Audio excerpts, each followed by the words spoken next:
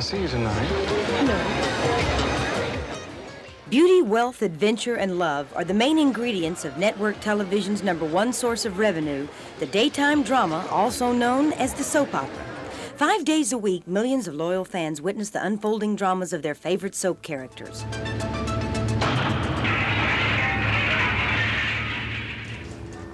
The lush, contemporary beach community of Santa Barbara, California is the setting for Santa Barbara, NBC's newest daytime drama, which premiered July 30th.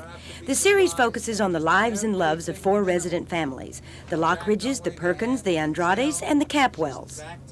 Creators Jerome and Bridget Dobson are one of daytime TV's most successful writing teams. They feel that Santa Barbara has something very special to offer viewers. I think people will see in our characters people they'd like to be, wish they could or have that strength, or hope they never meet, or would love to do them in if they ever did meet them. We feel the audience is ready for something different, something fresh, something with enormous energy. It'll be fun to watch.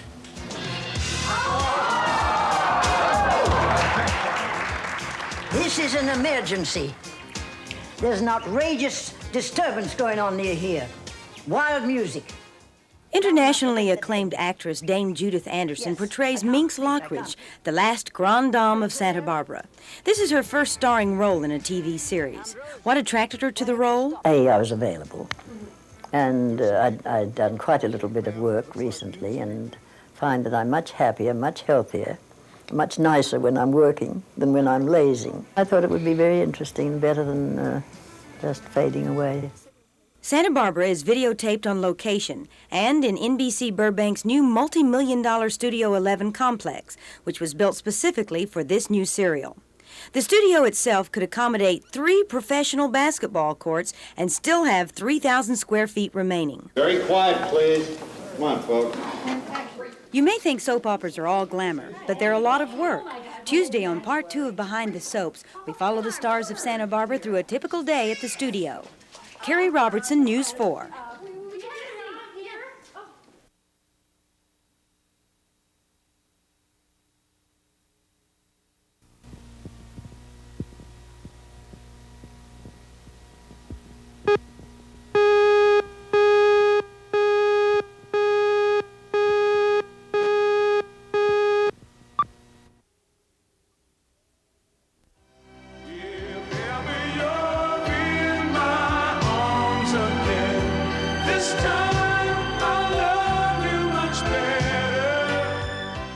The world of soap operas may appear to be very glamorous, but it's also a lot of work. The stars of NBC's newest daytime drama, Santa Barbara, know it's not as easy as it looks. Oh, what's the matter, Dad? Joe Perkins has been released. No. Actor Peter Mark Richmond portrays the powerful and charismatic C.C. Capwell. For Richmond, a 34-year veteran of the business, Santa Barbara is his first soap opera. He describes his very rigorous taping schedule as horrendous. I have never worked so hard in my life. And I've been on Broadway, I've been in television for 34 years. I have never worked like this, the hours. I have worked from 7 in the morning until 3 the next day, and come in again at 7. I'm gonna find the killer. You know that, don't you? Look, I'm gonna find the guy that should have been in here instead of me. You're not hearing. Dane Witherspoon created the role of Joe Perkins, a sultry young man falsely accused of murdering his fiance's brother. Joe, the character, has problems, but so does Dane, the actor. We've been in the studio on the average 16 hours a day. We've done some 20-hour days and 22-hour days. And it's not a situation where you can go home and take off 12 hours and come back. It's like go home and sleep 2 or 3 and come back. I've slept in my dressing room. You know. How many lines do you have to memorize for each day? It's funny that we should get into averages, and I would know how to answer that question, but it's been so tough. I happen to know the answer. On the average, 45 pages of dialogue a day I've had to do. It's kind of amazing that a human being can do it, you know. You kind of see that we should give ourselves a lot of credit, in a way, to be able to continually produce on such a little rest time. Hello? Joe Perkins, please. Yeah, sure. Hey, it's for you. Tomorrow, we'll see just how exhausting a day on the set can be. Like the performers, I'll go through a day of preparation and rehearsal for a brief but memorable performance on Santa Barbara. Kerrie Robertson, News 4.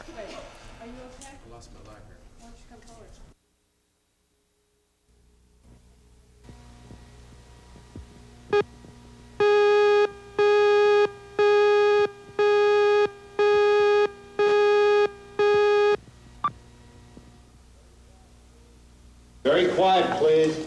Come on, folks. A soap opera star's day usually begins bright and early at 7 a.m. with rehearsals and tapings. The daily schedule is very rigorous, and many days ends after 16 hours of hard work. Recently, NBC invited me to Burbank, California to see for myself exactly what a soap opera star goes through each day.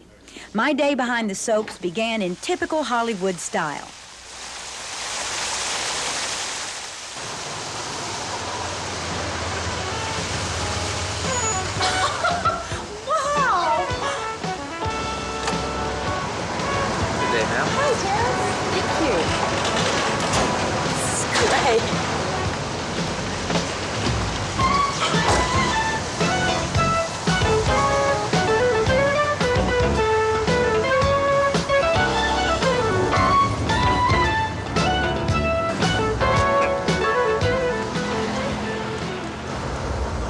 Yes, Kerrie Robertson has arrived for Santa Barbara.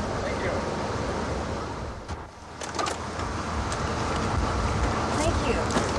Oh, hi. Welcome to Santa Barbara, Well, Kerrie. thank you. You look very familiar to me. You kidding? No? Well, I'm just the doorman here. Oh, really? Yeah. Oh, well, great. Well, I'm excited about this. Well, I think it should be a lot of fun. All right, let's Come go. on in. All right.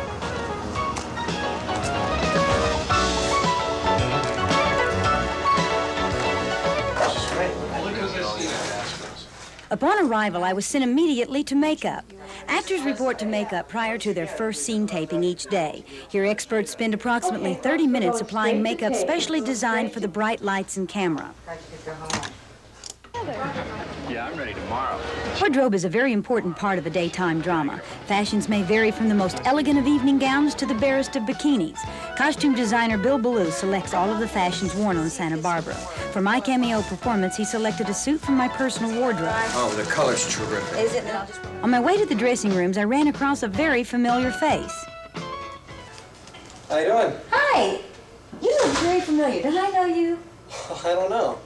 Have I seen you before? I don't know. I've seen you someplace. I know. Don't you forget, I was your doorman out there. That's right.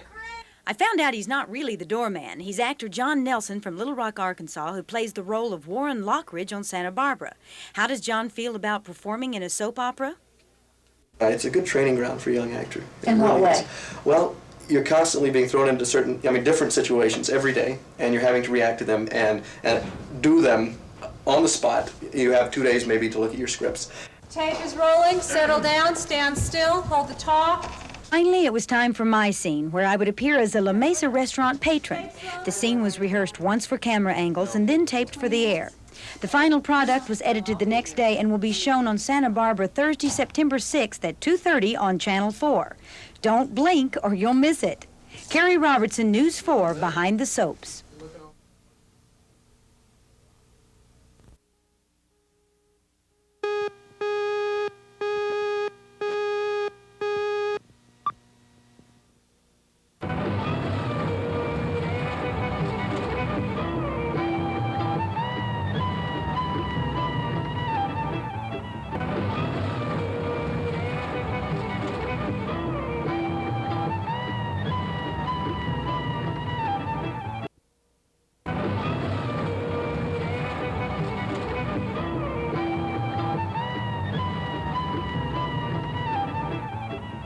The Guthrie Road celebration.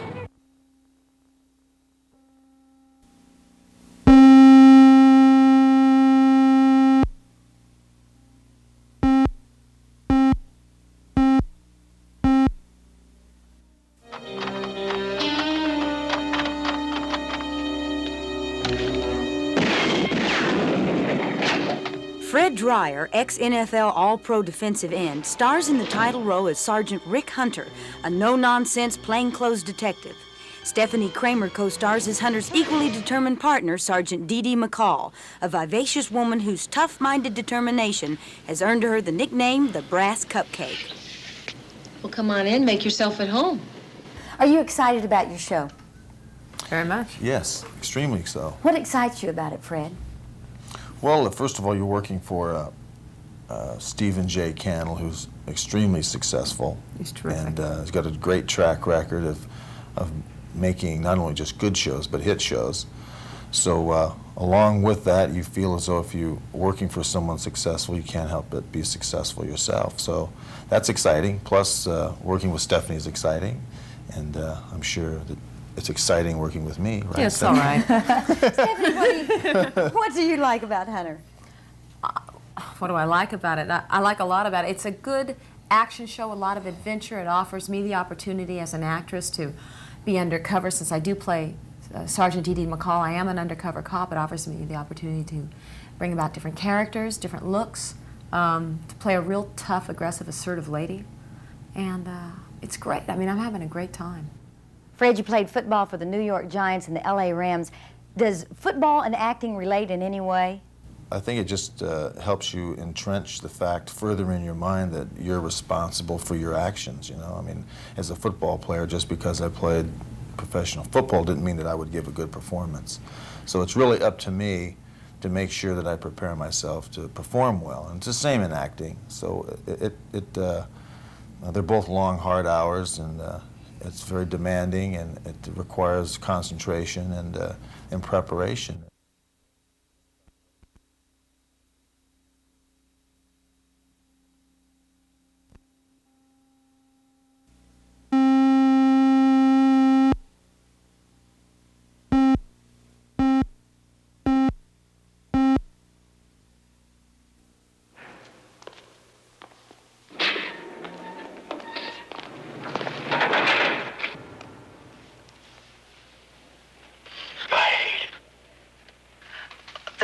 It couldn't be as bad as they say. I don't want you to go there tomorrow, Katie. Jim. I don't want you to go. Framed and convicted for the murder of a Playboy auto magnate, Kate Weiler is on the run with her husband, Jim. While searching for the woman who impersonated Kate, the couple stays just a step ahead of the law and the real killers. Kerrie, Keane, and Eric Pierpoint, who play the Weilers, find their roles a real challenge. I can't! You want that skylight or not?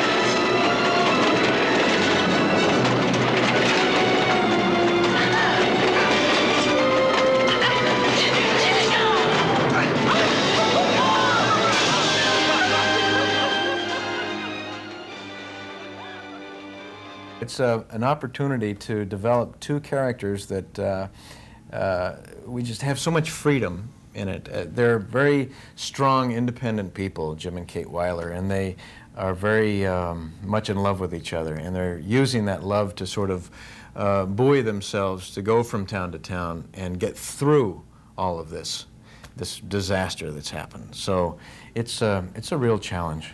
How do these two talented performers relate personally to the fear which motivates their characters? The fear, I've always shied away from security because I like risk-taking, and I think that's the way my life and my career has always progressed. Whenever things get secure or comfortable, I run. Yeah. I have to go for the new challenge. But deep down inside of me is a woman who would desperately love some security and whose greatest fear is not having the things if I wanted them. So there's a tremendous fear in losing everything, and certainly in losing the security of employment. So you use that to relate to your character? Sure. Oh yeah, I was mugged once. I used that. Yeah. That's a fear. Yeah. That's definitely a physical fear. Kerrie Robertson, News 4.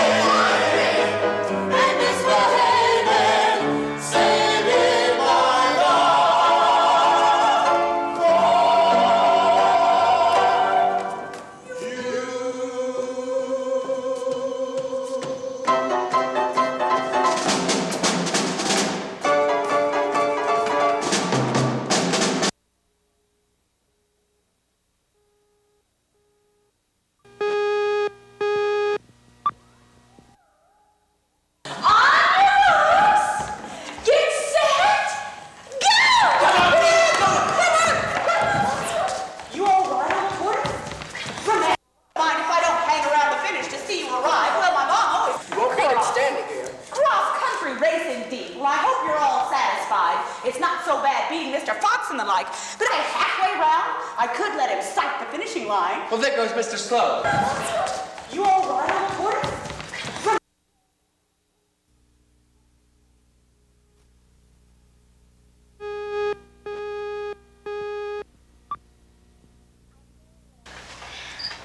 I knew what I was getting into when I posed for Centerfold. I'm not ashamed of it, and I'm not sorry I did it. Sometimes you just gotta take what you have and build from there. Most people don't regret the things they do. They regret the things they never tried to do. It was a wonderful role for me because there were a lot of parallels with myself and the character. People viewed the character that I played from the outside, and they didn't really care about what she felt inside, or you know, she wanted people to know her and to not look at her just for this image. Teri, how do you think people first perceive you? As a dumb blonde. Quite bluntly. How do you overcome that? Oh, well, I never give up, and I won't give up, you know. It hurts. It really hurts when people say that. And I know that it's a stereotype image, but for me, it's like being slapped in the face, because I'm not dumb. I am blonde, but I'm not dumb. And I do play naive, you know, in which I am in some ways in my own life. I think everybody is naive. It just depends on what we're talking about.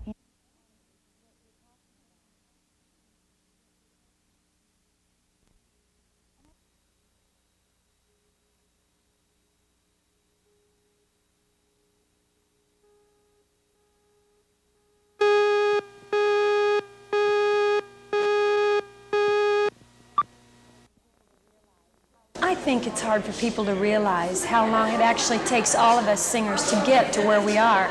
Yeah, I know it's taken me many years. It must have been 8 or 10 years ago when I sang that first line on Johnny Duncan's record as a little duet line.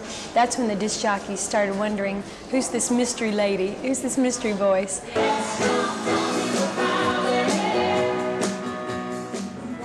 Janie Fricke, a former school teacher, began her professional music career in Nashville as a backup singer in 1975 with such performers as Elvis Presley, Loretta Lynn, Ronnie Millsap, and Crystal Gale. By 1977, Fricke, with her outstanding vocal range and smooth delivery, was in great demand as a jingle vocalist as well. I sang a lot of commercials. Coca-Cola, Me and My RC, United We Fly, United Airlines, Red Lobster for the seafood lover in you, GE, General Electric, and on and on. In August, Janie released a new album, The First Word in Memory, and has a current hit single entitled Your Heart's Not In It. Even though most of the year is spent on tour, Janie has also found time to design and manufacture a line of belts and women's sportswear. I sure am happy with my life, and I think that's one of the most important things, is to maintain happiness and to keep in touch with reality, because so many singers and actors and actresses get away from reality, and that's when they lose everything. We have a talent and we're very fortunate, but we must be able to relate with everyone around us, and we're common people just like everyone else is. Kerrie Robertson, News 4.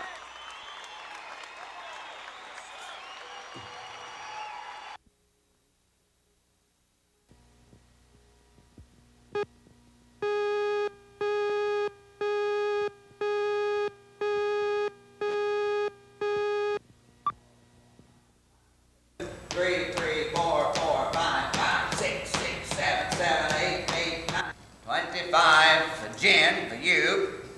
Stephen's 12, and Larry... It's punishable by a cold salad. Mr. Velasco, would you be a traitor to some... Eel spoils quickly. Mrs. Box, you're not here. In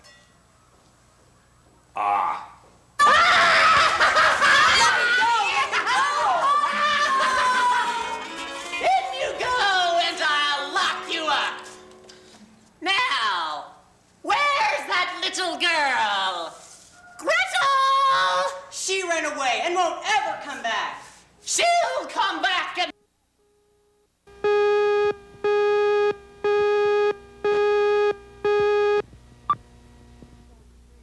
don't know what you mean.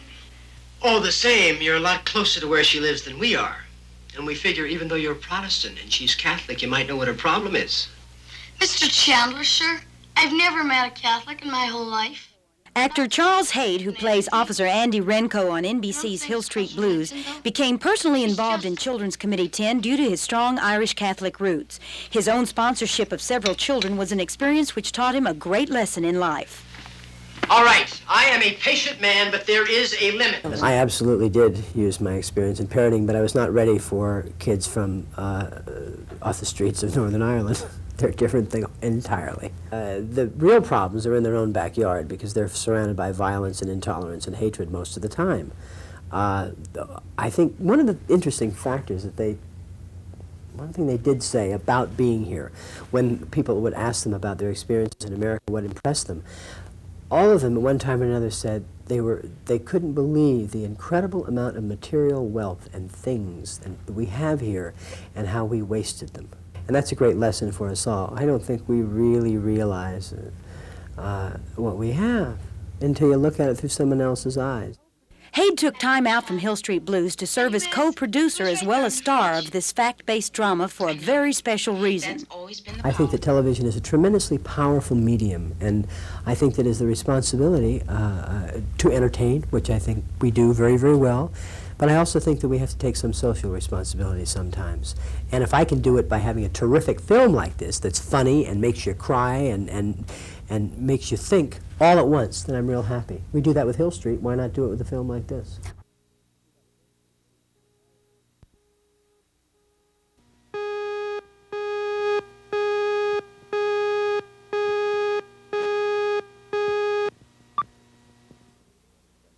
I meet people who say that they spent Sunday nights with me.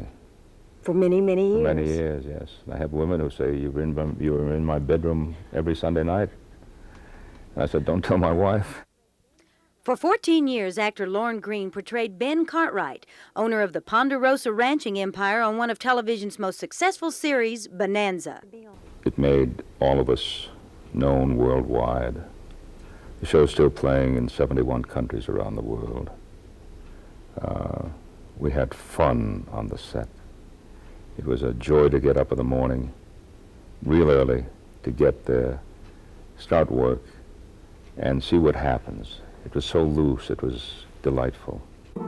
Preserving the wilderness is a uniquely American idea. Since his early beginnings in Canadian radio, Lorne Greene's career has taken him through Broadway, films, and TV commercials to his most recent project, which will be aired on Channel 4 in March. And of course, the thing that I'm most proud of at the moment is my wildlife series. 3 years ago, my son and I were talking. He's a television producer. I said, let's make the definitive wildlife show that's ever been seen anywhere.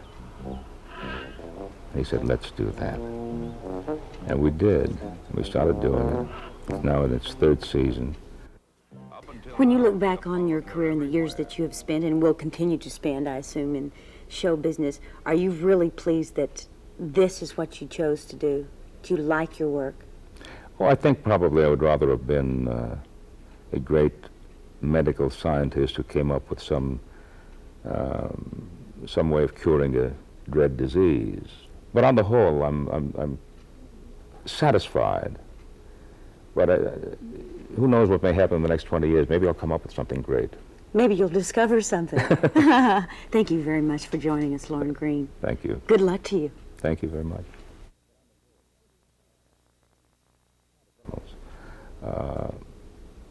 But on the whole, I'm satisfied. But who knows what may happen in the next 20 years? Maybe I'll come up with something great. Maybe you'll discover something. Thank you very much for joining us, Lorne Greene. Thank you. Good luck to you. Thank you very much.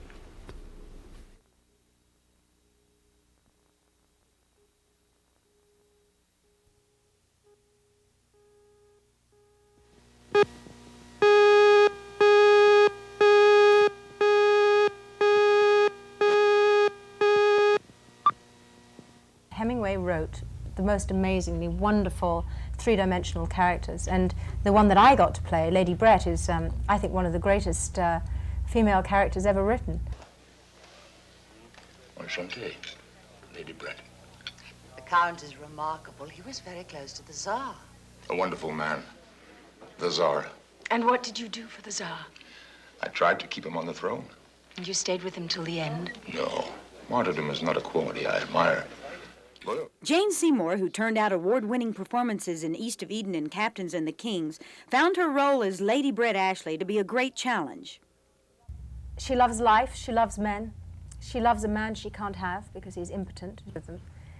I think she deep down is a very, very sad, very miserable, lost person, but she is living life to the fullest, on the edge, and for me the challenge was to play all the levels all at the same time, so that the audience and the men in her life and no one really knew what she would do next. Nicky, as you refer to him, had many enemies at court.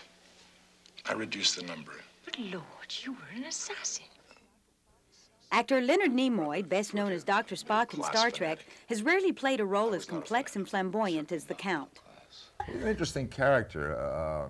He's a man who claims to be a count, claims to have been an assassin for the Tsar during the revolution in Russia.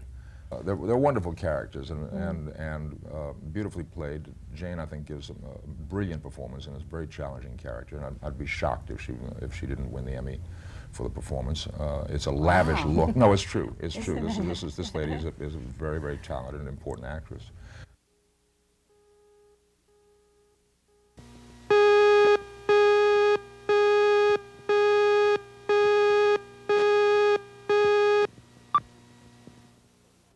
This is a different Christmas story. There's suspense.